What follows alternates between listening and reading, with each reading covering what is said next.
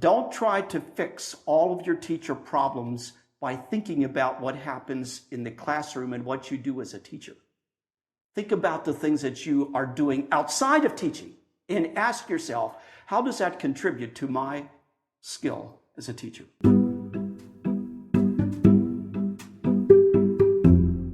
Welcome back to the Doc School Leader Podcast, where we're dedicated to the renewal and growth of school leaders.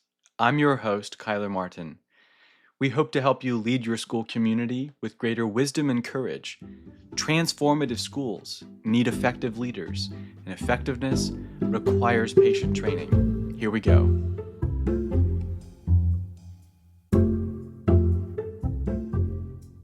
How are your teachers' root systems doing? I recently had the opportunity to hear an arborist talk about root systems and about the tree planting and care process. From root hairs to mycorrhizae, it's a fascinating world, but one that is mostly invisible to us and that tends to fall prey to our drive to control and manipulate what is visible to us. Melvin Lehman employs the metaphor of roots as he reflects on nearly 4 decades of his own teaching. He did his first teaching back in the early days of the Christian school movement when he observed much rapid planting, driven by the need to quickly fill the empty spaces in all the new classrooms. Today, we have more opportunities for cultivating strong, healthy roots. But of course, this is not automatic, and there are plenty of pressing reasons for ignoring our root systems. As a school leader, you are in a position to model the development of healthy roots and to care for those of your team. Without them, as Melvin says, we will be unable to access and appropriate the resources around us, however rich and abundant those may be. Melvin offers a number of excellent recommendations. Here are a few. The development of the discipline of meditation and prayer, teaching in diverse situations, pursuing stimulating and productive hobbies, and surrounding yourself with stimulating and challenging people. Here's Melvin. I'm reminded of what it was like in 1978 when I started to teach school. There were more subjects in the repertoire of seminars that dealt with survival than there were growth. In those days, we opened the doors and shoved the teacher through the door and said, "I hope you can make it." And maybe that's the way you feel too, I don't know, but I want to say there's been progress made in 30 years. It really has. There's good. I like that affirmation over there. We really have, I think there is a better foundation offered to teachers now than what there was at one time. So at any rate, today we're tapping into some of that, talking about intentional growth and how we can grow as teachers. I don't know how to talk about issues except just to talk about them out of my own life and experiences. So as I sat down to think about this subject and, well, what should I say? I ended up just simply going back to my own experience and saying, well, in the 34 years, Melvin, that you've taught school, what were the ways in which you grew and became a better teacher? And so much of what I share with you will come out of that, or just simply be from my own experience. And there are a few issues or a few items in here that we'll talk about that did not necessarily come from my own experience. So, intentional growth. Howard Hendrickson, I believe, is the person that should be credited with this quote: "When you stop learning, you stop growing." And you might say you stop teaching. Do you ever get to the top of the hill? The answer is no. You're always on that learning curve somewhere. And hopefully you make it along the curve somewhere. But when you stop learning yourself, you stop teaching, you stop growing. Here's a great verse from Psalm chapter 1, verse you're very, very familiar with, but one I love and have grown to or have embraced many times. Here goes, and he shall be like a tree planted by the rivers of water that bringeth forth his fruit in his season. His leaf also shall not wither, and whatsoever he doeth shall prosper. Of course, the psalm begins, blessed is the man that walketh not in the counsel of the ungodly, and so on. Note that I underscored the phrase that bringeth forth his fruit in his season. Be really interesting to just stop and have you talk about where you're at on that growth curve and what kind of fruit is being produced. You know what? I'm 56 years old and have taught school for a number of years and have found out that there's a different set of expectations for me than what there are for a person who has taught for 5 years. And I suppose that's fair. But I thought to myself, well, so where should I be at? What kind of fruit should I have? And some of the things we want to talk about is this thing of bringing forth or being able to contribute to our communities appropriately for our experience and all of that. So bring forth fruit in his season. His leaf also shall not wither, and whatsoever he doeth shall prosper. The picture here, of course, is of a tree. And that symbolism is very, very good. We could think about it in a number of ways. Here's a tree that it can make it through the tough times. It prospers. It brings forth fruit. It's planted by the rivers of water. It's fed by water. It's got good soil. It's got roots that are down. I like to talk about roots. You can have a lot of other things in place. But if the tree doesn't have a healthy root system, it has no way of actually appropriating all the stuff that is around it. So there can be the best of soil and the best of water and the best of fertilizer and the perfect conditions, but no good root system, no growth. And so in some ways, what we talk about here today is establishing that root system so that when the season comes, you move from 5th and 6th grade to 9 and 10, or you now become the administrator, or you are teaching 1st and 2nd for the first time in your life or whatever. There's a system there that can take up what's needed in order for you to do the job that you're being asked to do. In some ways, that's what I'm thinking about as we talk about this thing. A couple areas of needed growth. Again, from my experience, the kinds of things that we want to focus on today a bit, or maybe just survey them. First, people skills. And I kind of have them in the order that I think they ought to be. Frankly, most teachers seem to think if they just learn more about their content, if they could just go to that summer course at the local college or whatever and take that course on Algebra 1 or 2 or history or culture or whatever it is, and if they could just get the content down, then everything would straighten out and move along in the right direction. Now, hear me right. I'm not saying that's not a good idea and it doesn't work and that I'm not saying that it's something you should not do. You should. Should always grow in content. But I'm amazed. The really good teachers, oftentimes it's not the content that makes them a very good teacher.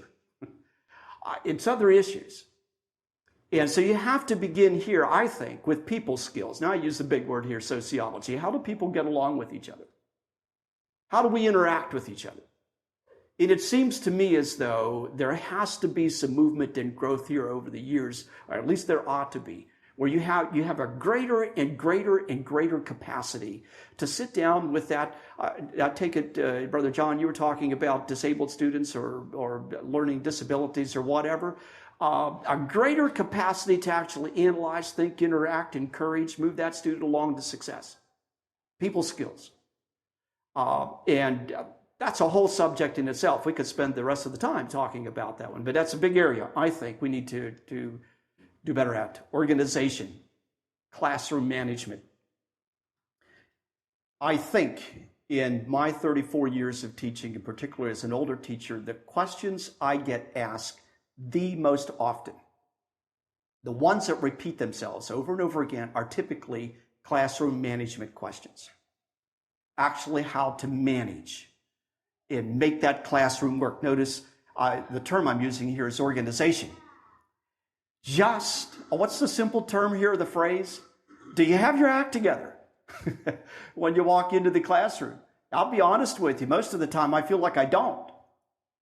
So I work and work and work at it, and after a while you just quit because it's time to go give that speech or teach that class or whatever. You just quit somewhere along the line and say, well, that's the way it is. But the faster you can manage organization, the better. My first 3 years of teaching, I'm not going to recount all of those, taught under John D. Martin. And he and I taught the entire high school. And I was busy. So busy, I prepared sometimes for the next class in the 3 minutes between that class and the next one. I was not prepared. Boy, but did it ever train me to cut out the unnecessary stuff and just focus on what has to be done and how to get that stuff together just pretty quick. It's not the right way to do things, but it pushed me to increase my organizational skills. You can talk to Mrs. Lehman afterwards and she'll say, I'm pretty far down on the learning curve there, but I've made some headway over the years, I think. Next, teacher skills. I put this one intentionally last, pedagogy. Just simply the skill of teaching. People skills, organizational skills, and then teacher skills. I'm reminded of a verse in Ecclesiastes that talks about the little foxes that spoil the vines, and I've often heard pastors use that passage to talk about the little things that actually kind of tend to undo us. I'm going to hit you with a couple here that I'm amazed at. Number one, penmanship. Penmanship. You can tell I'm a little older here. When I went to school, 5th and 6th grade public schools, they came around. We had a penmanship teacher who traveled around and taught us how to write. Now, honestly, I think penmanship skills over the years have gone to pieces. Now, maybe I'm wrong, and as I said, I know what it's like to be an older person just kind of grousing around about everything that's gone bad, but it's one that irritates me. When I get papers I can barely read. Okay, well, think about yourself at that blackboard or wherever you're exercising penmanship skills, and remember you're teaching something yourself by the way you do penmanship. So pay attention here. Secondly, spelling.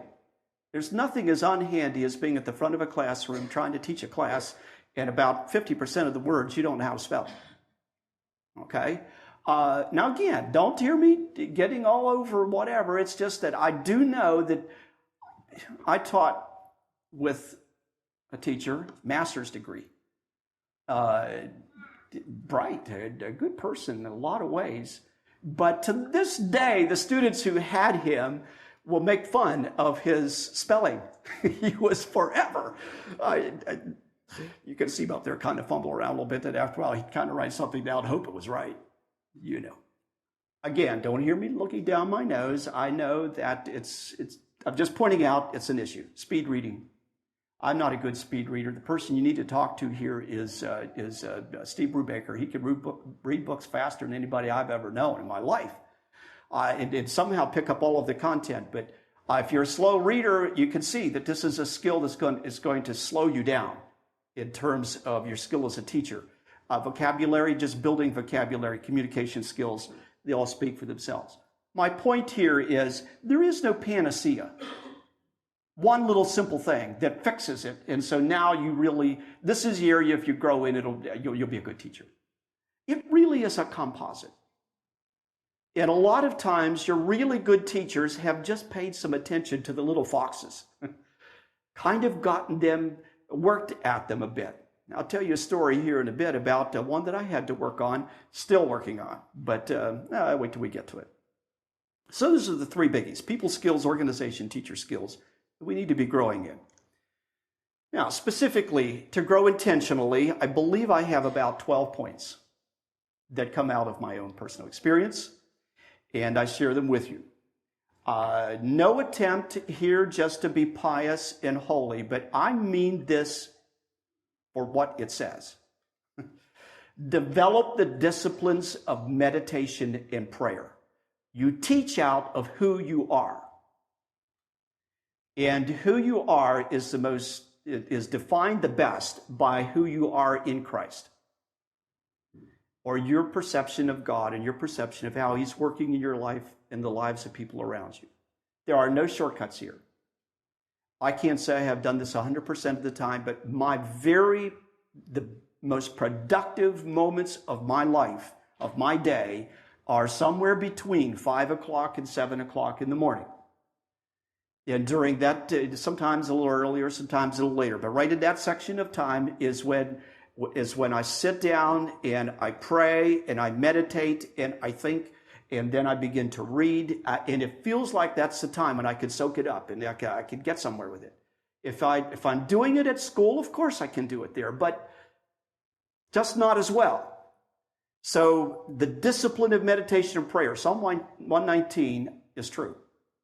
Oh, how love I thy law, it is my meditation all the day. Thou through thy commandments hast made me wiser than mine enemies. You believe that? For they are ever with me. For they are ever with me.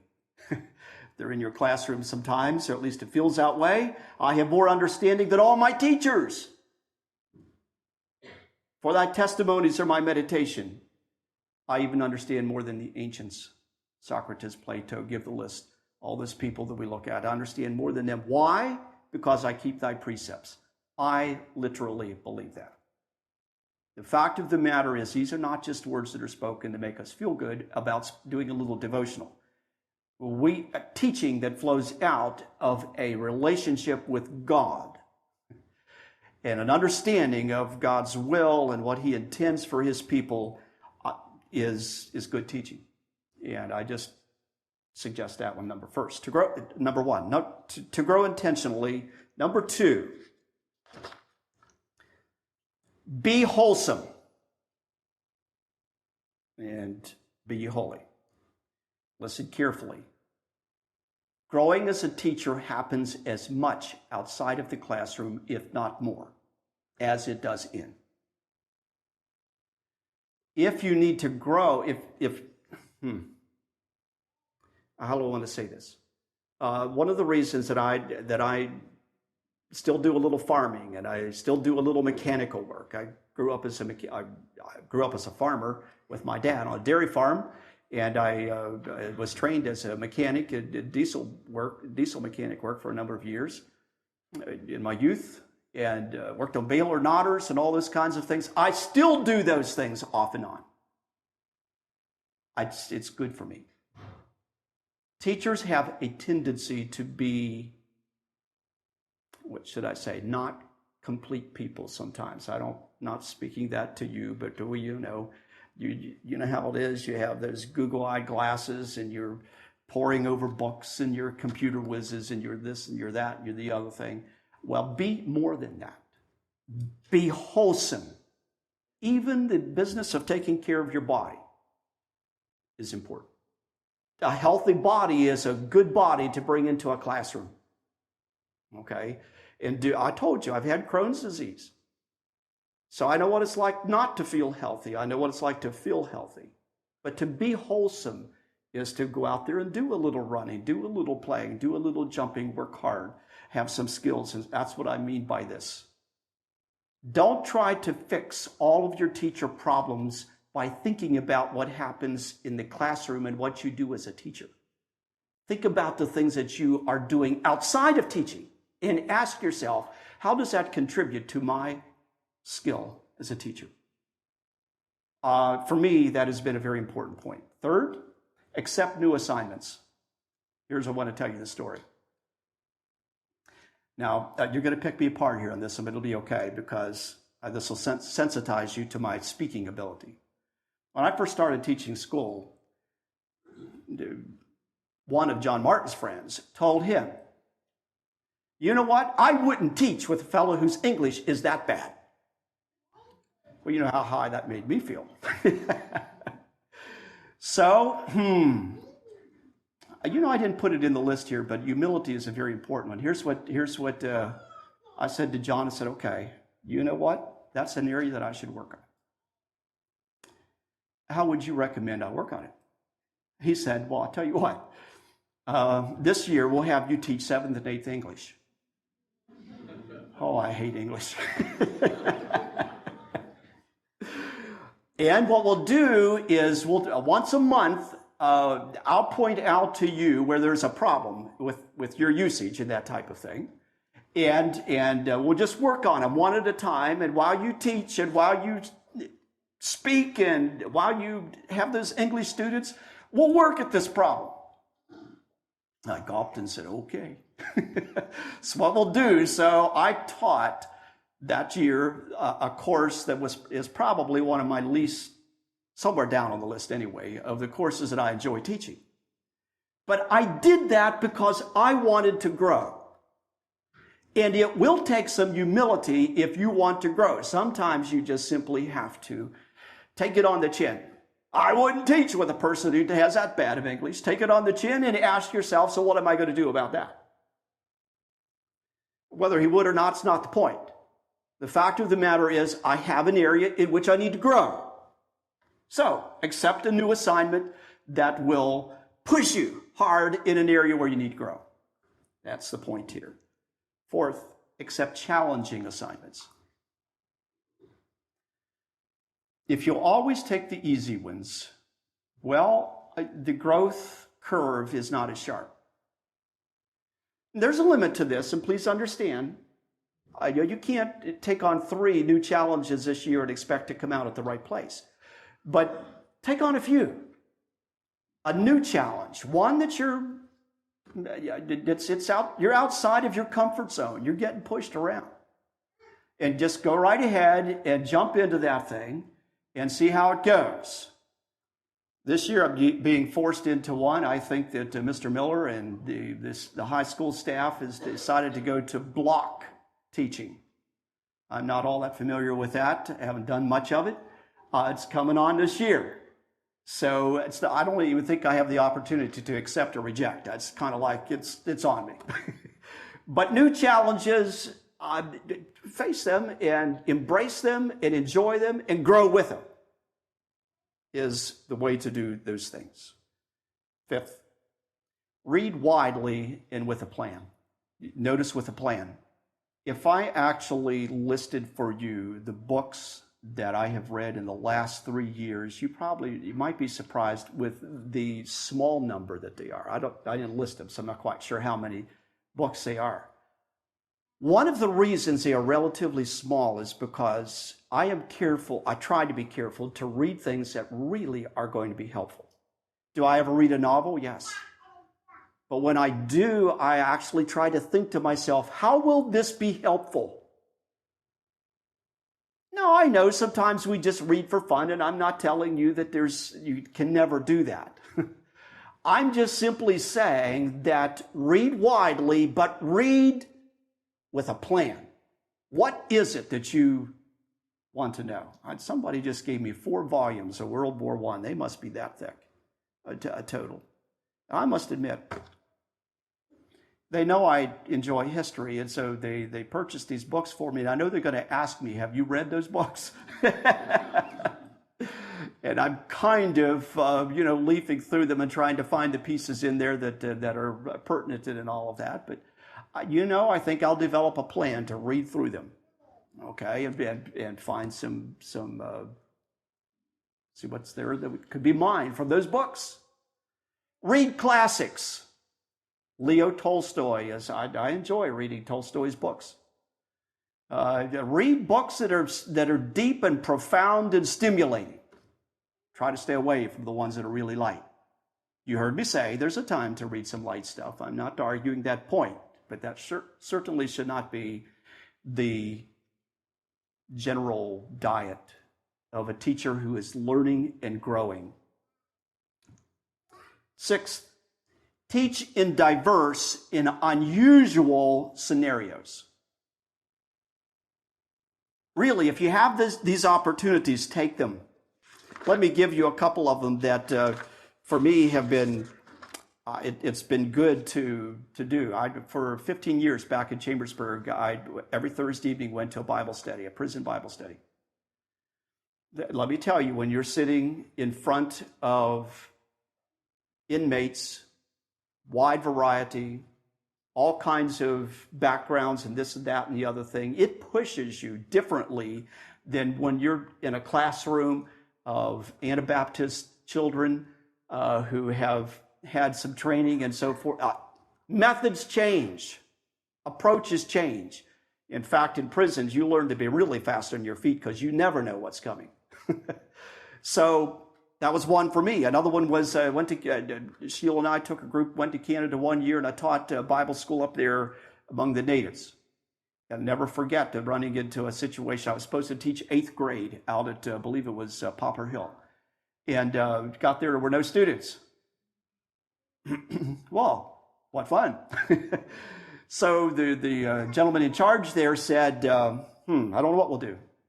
Went to church on Sunday, and there was a little cabin there, a little Indian cabin of some sort. Walked out of the cabin. Here was a couple sitting there, a young Indian couple, probably, I don't know, early 20s, something like that. They were going to get married. Lady's pregnant. And I couldn't understand them, but I asked the person in charge there later on, what do they have to say? And he said, well, they want to become Christians. He said, I have an idea. You have no students, right? And these people are sitting around all the time. I'm thinking that maybe you could teach them. You could take this week and sit down and give them some. I gulped. I was a young man at that time and said, okay. It was a great experience. You know, those people did not know who Adam and Eve were. They honestly didn't. Now, they could barely speak English, for one thing. And then by the time we got, I went back to my cabin that first night and I said, now, wait a minute. How would you become a Christian if you don't even know who Adam, you never heard of Mary, nor Adam and Eve? How could that be? How do you teach these people who want to be Christians, who really know nothing about it? Where do you begin? Great experience for me. Really pushed me to some places that I hadn't been to before. Poland. We've been involved in Poland for a number of years, and they're spoken or taught an entire weekend seminar that needed to be translated.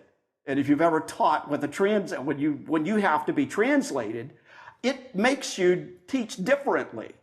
You learn how to whittle out the stuff that's unimportant. You don't talk like I'm talking this morning.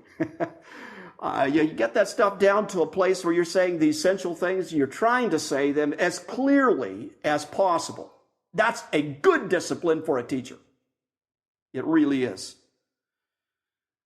Currently at Meadville Mennonite Chapel in town, we're rubbing shoulders with the culture there. And by the way, it's been an eye opener for me. These are people who are 3 and 4 generations from being churched. And that's a big difference. And you teach them quite differently than you do somebody who has been to church regularly for the last number of years. My point is, teach in diverse and unusual scenarios. It actually it'll sharpen your skills as a teacher, and you'll be in a good place to move ahead on the learning curve. 7th, pursue stimulating and productive hobbies. Here I am again outside of the class. Okay? I love to garden. My wife is glad I do. But it's one of my ways of, stepping aside from teaching. It's productive. I learn things. I look at new plants. Think about how to grow these. Why isn't this growing? That feeds right into my chemistry. When I'm teaching chemistry, you begin to think about how fertilizers work and this and that and the other things. So just pursuing that one thing does this type of thing for you. Art, music, carving, some of these are hobbies. And I really strongly encourage you to pursue hobbies that are stimulating and productive. They feed into your teaching in the most unusual ways. Continuing, master new and essential skills. And I want you to notice that I made sure here to say essential. I'll put up 3 here that I think is good. particularly if you're in a community that is fine with computers and all that. I tend to be very task oriented. Listen, I'll be very blunt with you. All that electronic gadgetry can make you a poor teacher, can take you away from some good things. But there are pieces that really work for you. They will. They're strong workhorses. They'll pull hard for you.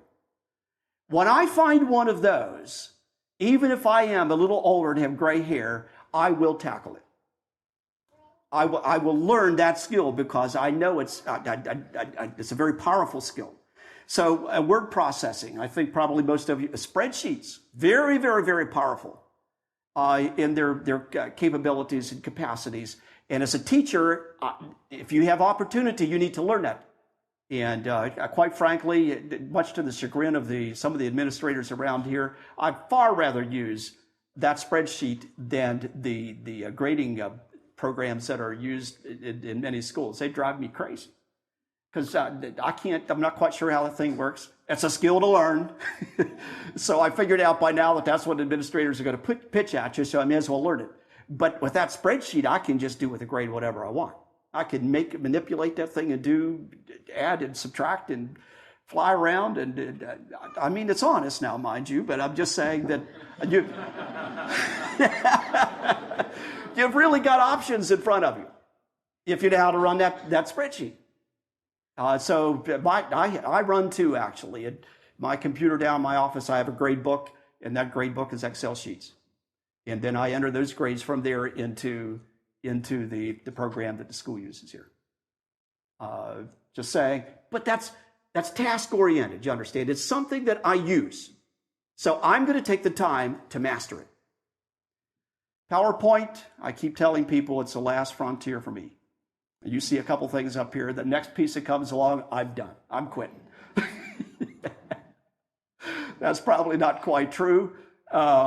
But even this piece of equipment, I hope you're not disappointed with how bare bones I am. I don't see any point to the really, really, really, really fancy stuff. It needs to work for you.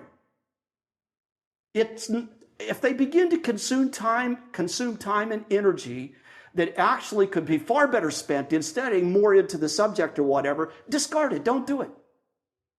Just stay away from the thing. But those pieces that really will work for you and save time, take the time to learn how to use them. Now, again, I realize I'm a little older and I have to be careful here what I say, but I'll repeat. There's too much junk on the market today that is not useful for you as a teacher. And I just would encourage you, learn how to limit that. Not every new thing is useful. I guess I'm a chip off the old block. My dad is a dairy farmer, and he always said, well, when a new item comes out, let that thing on the market for about 10 years till they find out if it's even going to stick to begin with. And second of all, let somebody else work out the bugs. Why me? And so I grew up, but we still carried milk over to the tank and poured it through a strainer. That's the way we did things there. 9, surround yourself with stimulating and challenging people. Already talked about a mentoring teacher. Stimulating and challenging people are people who will ask you the hard questions. Some of you have seen the article that I wrote on A Kingdom of God. Keep being pushed to publish it, and I'm not ready to do that at all. But you know what? I sent it to actually a relative of mine, and he works at the University of Madison. University of Wisconsin, in Madison. A good man in a lot of ways, but I knew one thing. I would get criticized. I would get stimulated. He's an evolutionist. He's a whole lot of other things. And so when I sent that thing to him and he read it, sure, I got a whole pile of stuff back from him. They weren't pats on the back. He was nice. He was kind, but he was very clear. Okay. You can avoid that if you want to, but you may as well talk to the people who will ask you the hard questions and push you at the hard places. And when you do that, they're the people who really will stimulate you if you can stick with them. Now, you don't want unkind people. I understand that. But if you find people who really maybe are not on the same page as you are, talk to them about the issues that you're up against or whatever. And you'll be surprised at what you'll learn if you can be humble enough just to take it on the chin a couple of times, take a few slaps and hits, and just get back up and dust off and say thank you and go on. But really, it's important. Now, I don't want to just be negative about this. I want to be positive. The fact of the matter is, find people who are good at what they do. And when I say attach yourself to them, of course, you can't be too bothersome. But at the same time, most people who have some skill, whether it's wood carving or whatever it is, are glad to talk with you about what they're doing. And so do such. And maybe just a story here, a quick story. A friend of mine who, he worked for NASA for a number of years. I learned a big lesson from him. Computer programmer back in the 70s and the 80s, made big bucks at NASA and all this kind of stuff. Doesn't work there anymore. But I developed a friendship with him. He was forever calling me. He'd call. He'd say, Brother Melvin, I'm wanting to buy a chainsaw, and I have some questions for you. Because he knew I was a mechanic and had worked with chainsaws years ago and all that type of thing. As he began firing, and no question from him was too lowly. I was surprised. Here is this guy with a number of master's degrees and worked for NASA and all that stuff, but when he wanted information, there was no question that was too far down the list. So I would say, well, you know, that particular kind of engine just has brass bearings in it. You say, pardon me, Brother Mel, what's a brass bearing? Oh, okay. Well, but you get the idea. The point is he was willing to ask very, very simple questions to somebody he assumed knew something about an engine. Well, then why shouldn't I ask him questions about NASA or about information coming in? He was working on the Voyager program at that time, the flyby past Jupiter and things like that. Why not ask questions and learn what I can learn? Because he does it. Little humility here helps to surround yourself with stimulating and challenging people. I want you to notice I put this one as number 10. Take advanced courses of study. I'm not opposed to college. I'm not opposed to taking college courses. Just beware, they are typically not the thing that will fix the teacher problems you have. Okay? They're useful in their right place. And I am saying they will help you grow. I took a course in German one time back in Chambersburg. It was an evening class from Wilson College there nearby. And you know, don't you dare start speaking to me in German because I'll be totally lost. But one of the things I learned there is I did learn something about how to go about teaching a foreign language to a group of people who know nothing about it. Here was a guy, he was one of the best in the world, they said. And he was teaching German. So I walked away having learned something by taking a course of study that I can't really speak to you. I can say Danke and a few things like that, you know. But in terms of German, I'm not a German speaker. But I learned. If you've got some space in your schedule and all of that, I encourage it. Just be aware it doesn't fix all the problems. Number 11. Take in seminars. I will admit to you that seminars can get old. One of the things I do here is I'm the wastewater operator. Can you believe that? So I have the license for that. Well, I have to take a seminar I have to have so many hours every year of extended study in wastewater management and water management in order to maintain my license. So you got to go to seminars. Well, the way I view it is if I got to go to a seminar, I'm going to pick one that I want to learn. I mean, they've got thousands of them that you can take to keep this wastewater license up. But I want the ones that are really going to be helpful. Okay, so I kind of pick and choose through them. And right now I'm trying to figure out which ones, this very day was one I wanted to take badly. And here I'm here. Praise the Lord. But take seminars in. They are useful. Maybe in a more general sense, the genius of the seminar is you have a condensed version of the best that a particular person in a field can put together in 1 hour or whatever. what he's done is he's pulled that all together and condensed it. And if he's good, he gives you what he knows about that subject in 1 hour. Now, it doesn't mean you know everything. It just means he gives it to you. That's the advantage of the seminar. And the last one that I have is write. I don't even know if this one should be last. If you want to learn, write. When I want to sort out a subject in my head, that's what I do. I just start writing on it. Okay? Because you soon run into the places where, boy, that doesn't make sense. Now, here's the thing. This is an honest confession. I hate to write. I really do. It's work for me. Some people, but for me, it's work. And but I have found it's good work for a teacher to sit down and take a subject and just work at that thing and write and go back and read it the next day. I suppose you've all had this experience. You read it the next day, you say, what in the world was I thinking?